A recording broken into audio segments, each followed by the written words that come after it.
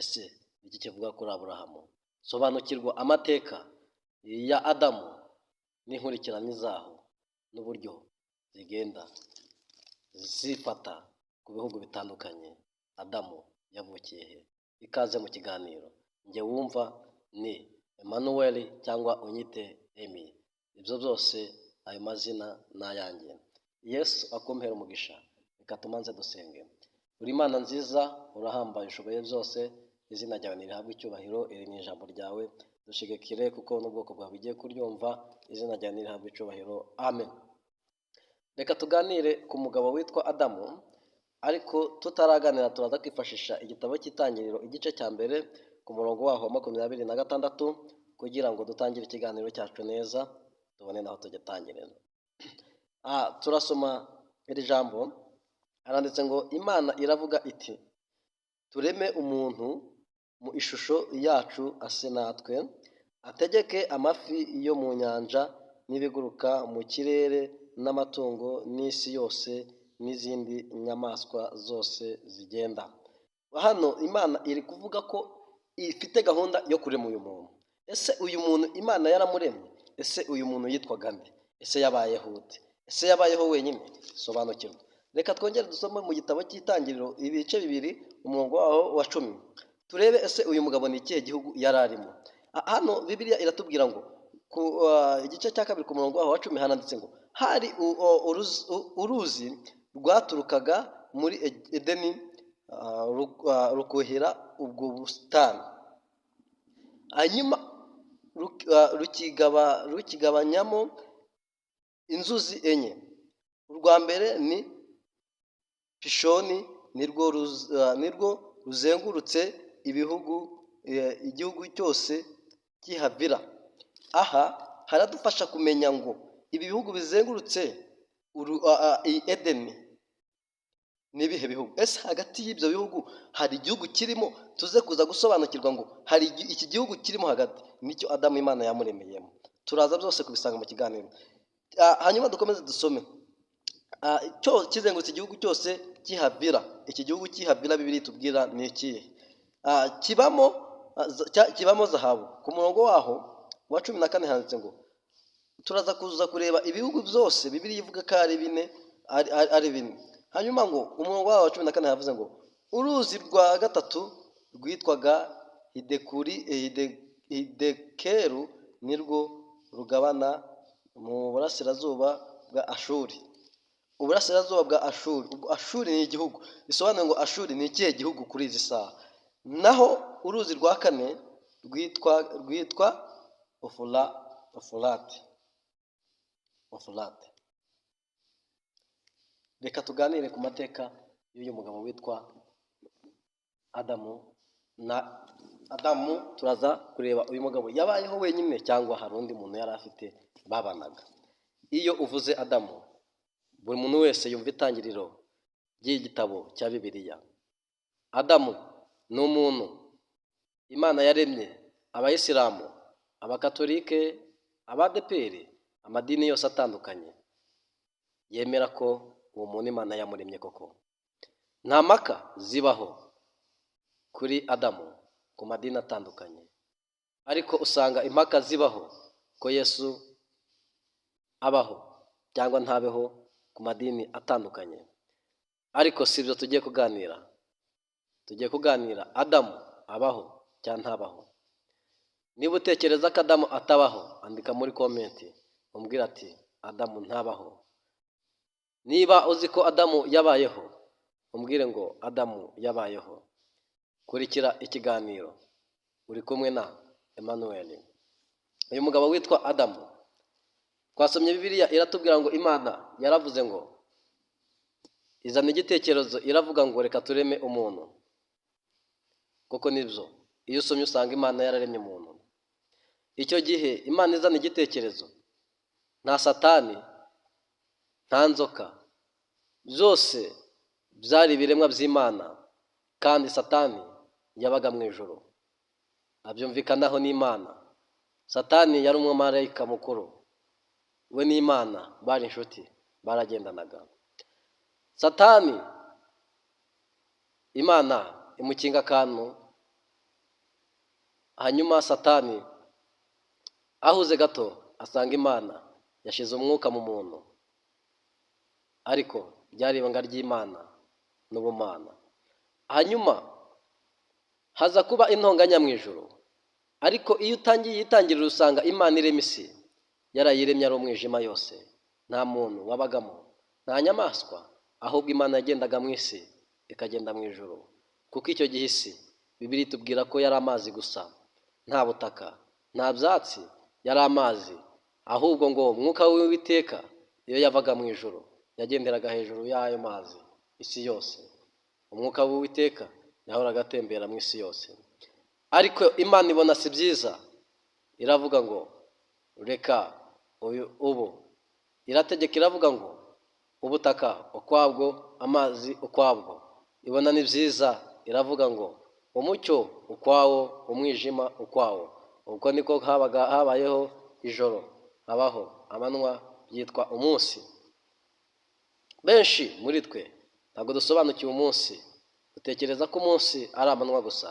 Oya, umunsi ni amanywa ukagerekaho n'ijoro rimwe, byitwa umunsi.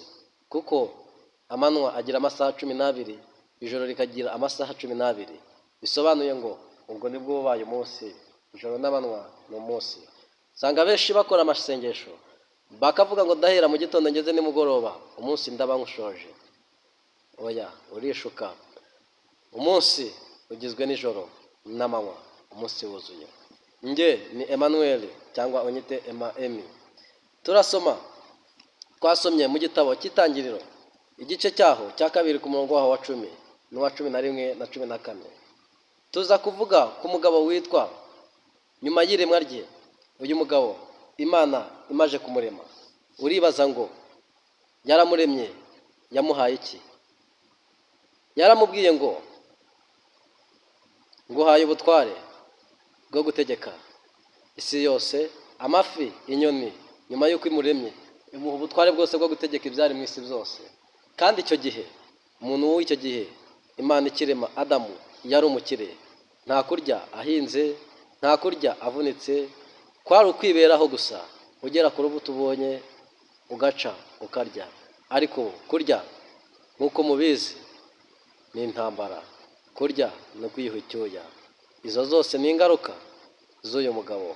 Sobanukirwa izo ngaruka ziva he, ni iki gitera izo ngaruka.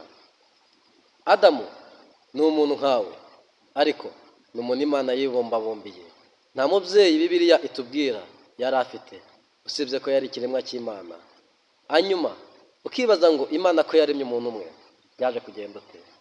Imana iricara iratekereza, iravuga ati si byiza ko Adamu yaba wenyine. Hanyuma iramuryamisha, iramusinziriza, ifata urubavu rwe rw'ibumoso ivanamo umubyeyi. Bibiliya ivuga ko ari umugore, ariko mu kinyabupfura tuvuga ko ari umubyeyi. Hanyuma Adamu akimubona akangutse yibwira ko ari umugore we. Koko nuko byagenze, barabana. Ariko kuko Imana ikibahereza Edeni yo kubamo, barya, banywa, baryamamo, bafite ingobyi, ariko biberagaho mu buzima bwo kwambara ubusa. Inzoka yari izi icyo, kuko mu gihe cyo kuremwa k'uwo muntu Imana imushyiramo umwuka, habayeho gushwana. Satani arivumbura ava mu ijuru aza kuba mu isi kandi kuyogoza abantu b'Imana. Ariko Satani yari yarabuze ikosa ku muntu. Satani abone uwo mugore amubwira uti Imana yarababeshe, yabujije kurya kuri iki giti cy'ubwenge kugira ngo mutazagira ubwenge nk'ubwayo, kugira ngo mutazasa nayo. Umugore nta kindi yakoze, yumviye inzoka iramubwira ati ryaho. Umugore yumva akararyoshe, agatonda ashira umugabo we. Umugabo we ararya. Bakimara kurya bagira ubwenge, bamenya ko bambaye ubusa. Ariko bakimanya ko bambaye ubusa barihisha.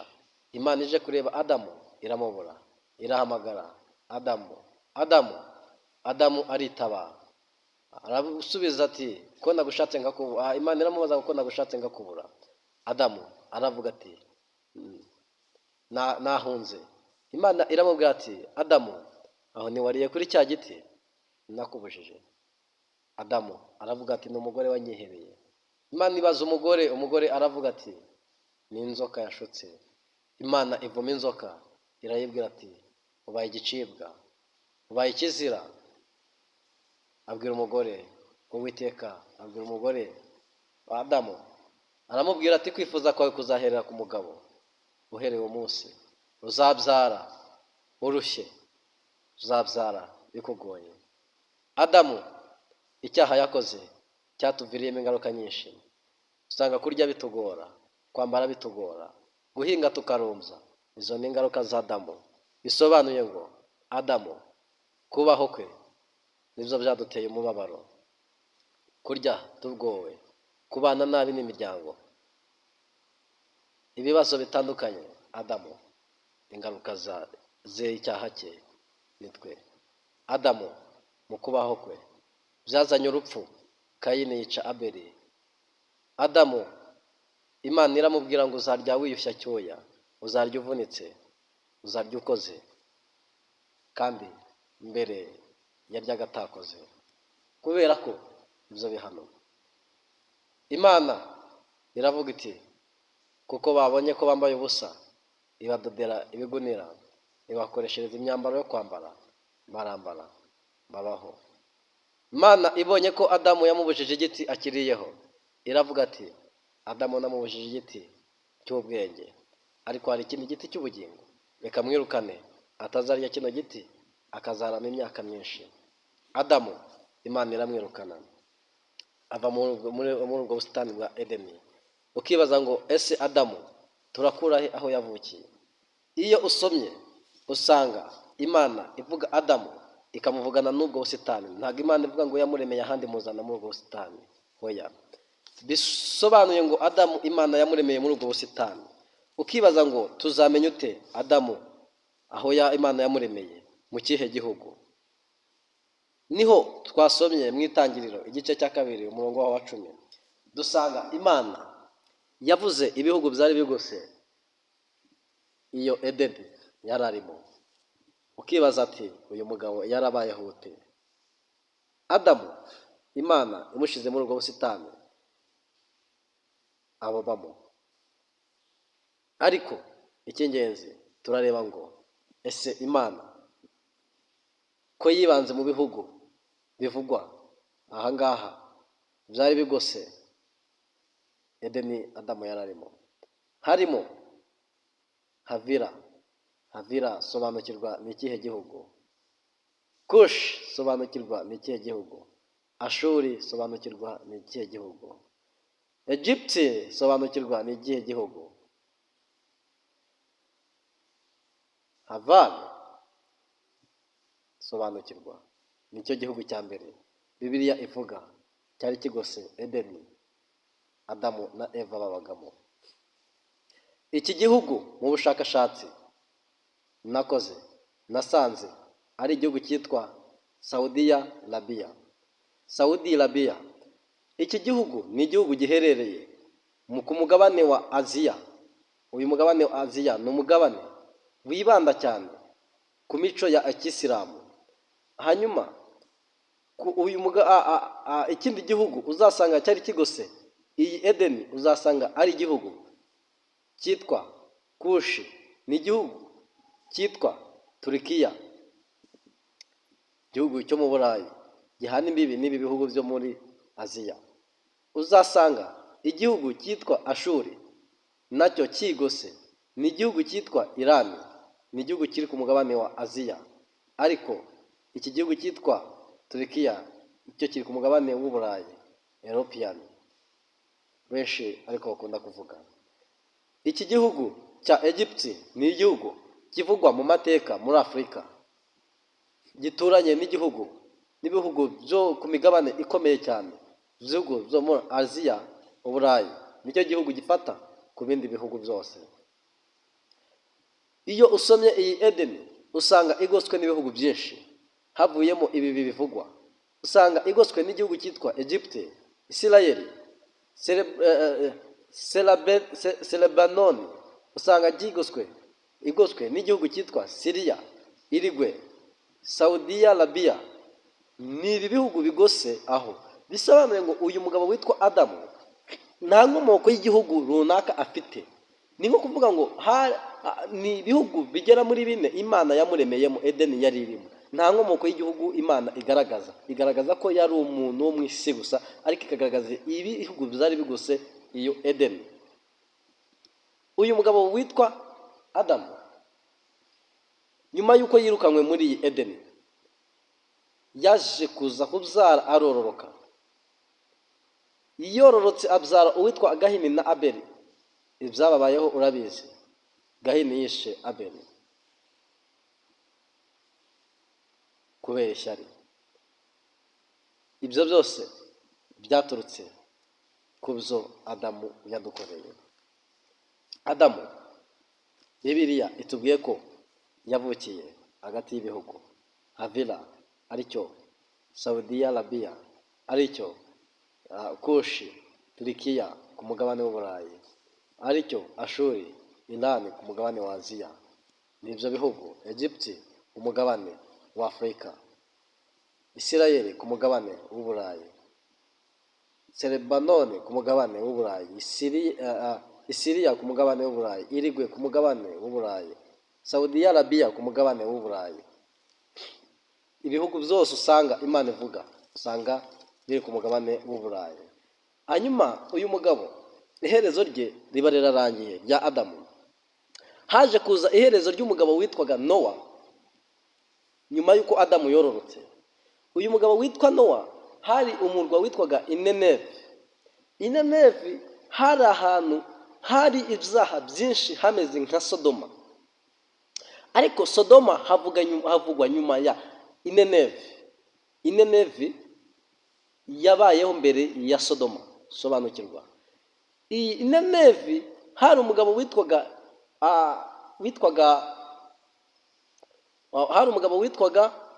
Nineve witwaga Nowa, usanga muri Bibiliya. Uyu mugabo witwaga Nowa, Imana iramufatira amubwira ngo Nowa reka ngutume Nineve. Nowa aragenda ageze Nineve, aburira abantu ko Imana yamuburiye ko igiye kurimbura igihugu igiye kurimbura umurwa w'Nineve. Imaze kugerayo Nineve, iyo udusomye Bibiliya ukajya kureba Nineve ni hehe, usanga Nineve ari mu gihugu cy'Ubuhinde. Yego, usanga ari igihugu cy'Ubuhinde. Iyo Bibiliya iri kuvuga icyo gihugu cy'Ubuhinde ukagisoma, wumva Bibiliya iri kuvuga ngo ni Babeli, ni igihugu cy'Ubuhinde. Bisobanuye ngo Imana hari ibintu yagiye ikorera mu gihugu cy'Ubuhinde mu gihe cya kera. Hanyuma imaze gutuma uwo bita Nowa mu Buhinde, reka tuvuge ko ari mu Buhinde, kuko ubushakashatsi bwatwetse ko Babeli ari mu gihugu cy'Ubuhinde. Imutumayo araburira abantu, Abahinde ntibamwumva, ariko Imana iza gukora ibyo yamusezeranyije ko izarimbura uwo murwa, ukawurimbuza amazi. Ariko mu kumara kuwurimbura, abantu baranze kubyumva no kubyemera. Imaze kuwurimbura, Imana yohereza umuntu utajyaga yemera ko Imana ibaho. Yari umuhigi muri icyo gihugu. Hanyuma muri icyo gihugu nubwo yari umuhigi, yitwaga Nimurodi.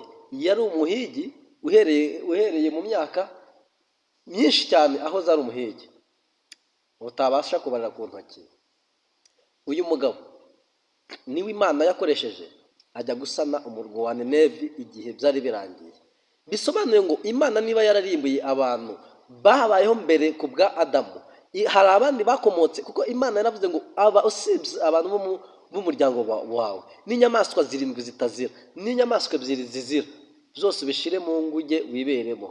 Abemera ubashiremo, abatemera ubareke. Bisobanuye ngo Bibiliya iyo uvuze Nineve, abemera n'abakizwa bakizwe, abadakizwa babareke. Ubu ngubu ni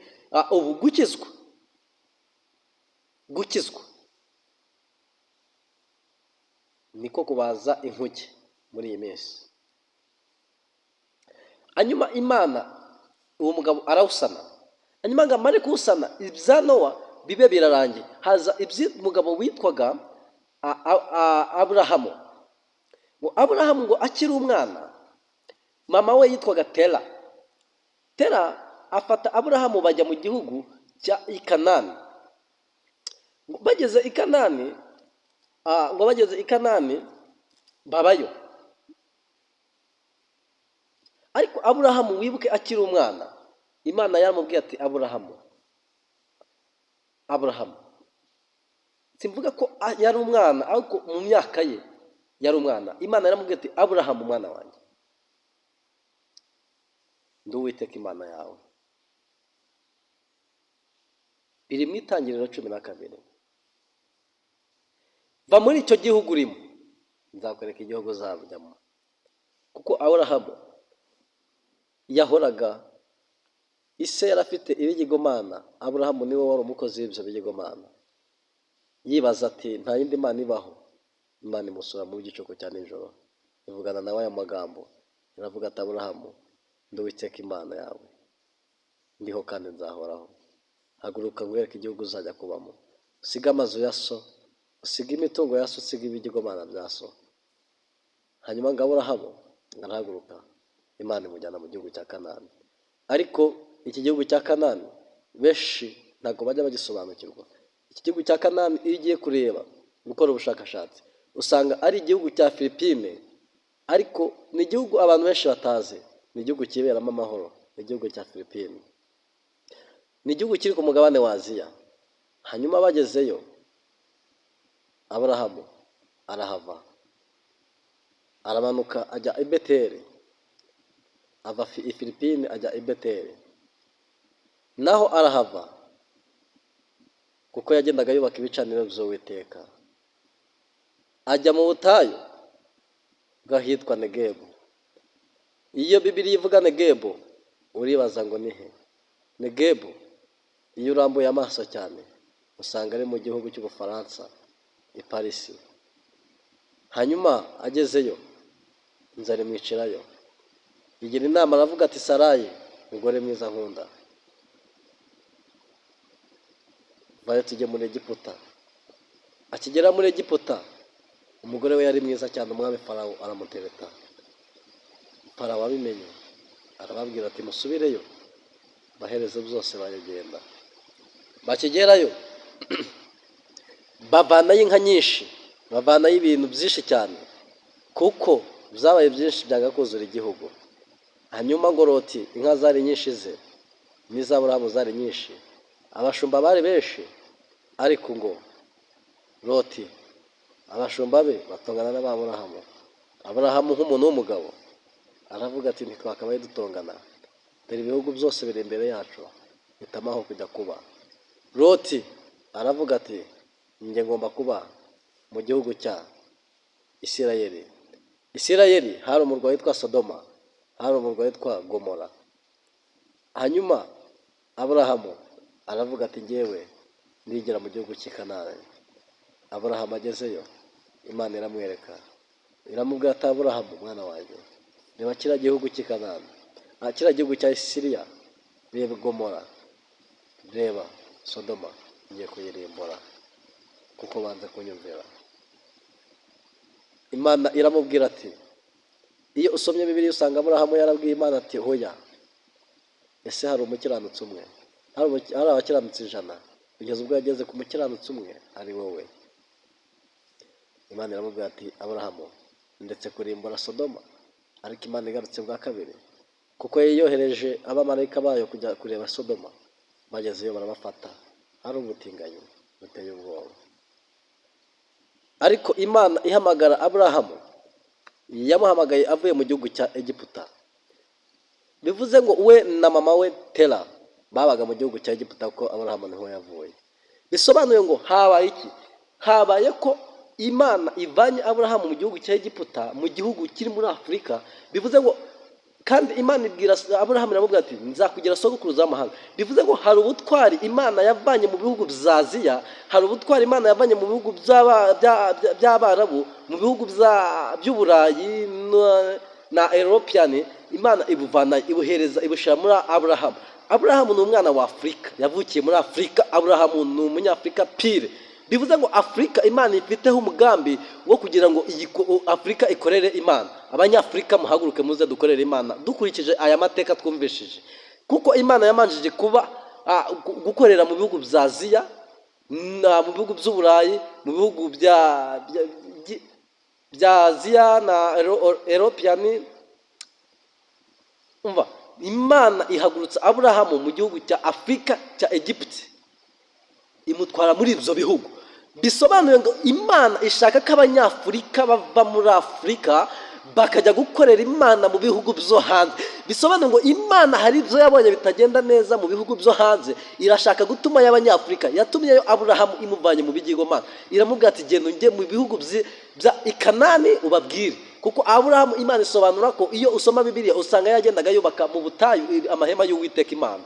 Hanyuma ngo Aburahamu yasengeraga mu butayu gusa, ariko Aburahamu Imana yari murimo, kandi Aburahamu yubahaga Imana.